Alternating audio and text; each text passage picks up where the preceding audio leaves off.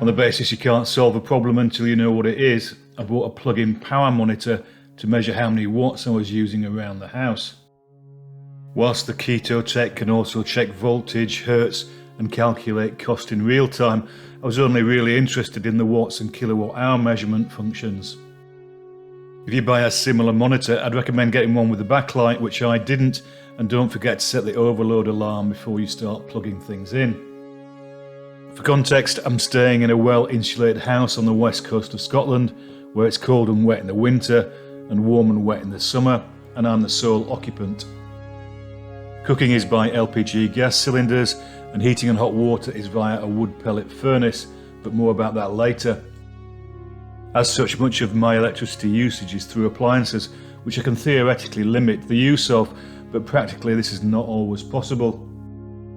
I used the power monitor on all the appliances in the house for typical use times and extrapolated the results to give monthly and annual estimates. My annual electricity usage is reasonably consistent at around 2,730 kilowatt hours per year, which averages at just under 230 kilowatt hours per month. Here are the results. The old fridge freezer was very power hungry, using almost 720 kilowatt hours annually. I looked at the cost of a new energy efficient model of similar size, but it would take many years to amortise the cost through electricity savings. My computer monitors and peripherals use 185 kilowatt hours a year, and that was based on only 7.5 hours per day with undemanding use, so no video rendering or similar energy hungry processes. My television setup with screen amplifier, speakers and Wi-Fi extender came in at 55 kilowatt hours a year, but that was based on a minimal 2 hours per day average. As might be expected, the washing machine came in at 30 kilowatt hours a year based on using it once a week. I estimated the power usage of my router based on 16 hours a day, but as I'm prone to leaving it on, the real number would be 50% greater. My beloved Super cost me 41 kilowatt hours a year, which pales to insignificance next to the 88 kilowatt hours that having decent coffee to drink costs.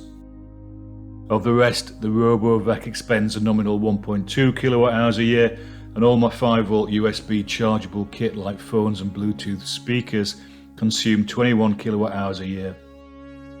As might be expected with a house full of LED bulbs, the lighting for the house is down at a very reasonable 58 kilowatt hours. Because the pellet boiler furnace is on a separate circuit, as is the garage, I was obliged to calculate the combined electricity cost of powering the boiler, the underfloor and hot water heating pumps and the external lights by subtraction, and they came out at a whopping 55% of annual electricity usage. When I was heating the hot water using the immersion heater, my annual power usage was at least 1,000 kilowatt hours higher, so it's all swings and roundabouts.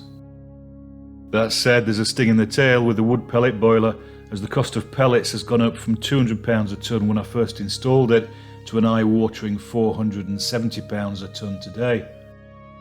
In terms of savings, I can easily watch Netflix and Prime on my phone or laptop with a different but not necessarily worse experience. I'm already harvesting kilowatt hours from my camper van solo whilst it sits outside the house, which easily powers all my 5-volt USB devices like my phone and speakers, with an output of around 5 or 6 kilowatt hours a month, even in the dark and grim October and November we're enjoying. I have made a note to myself to turn the router off at night and leave nothing on standby. That said, I probably won't cut down on the coffee though. It's all good.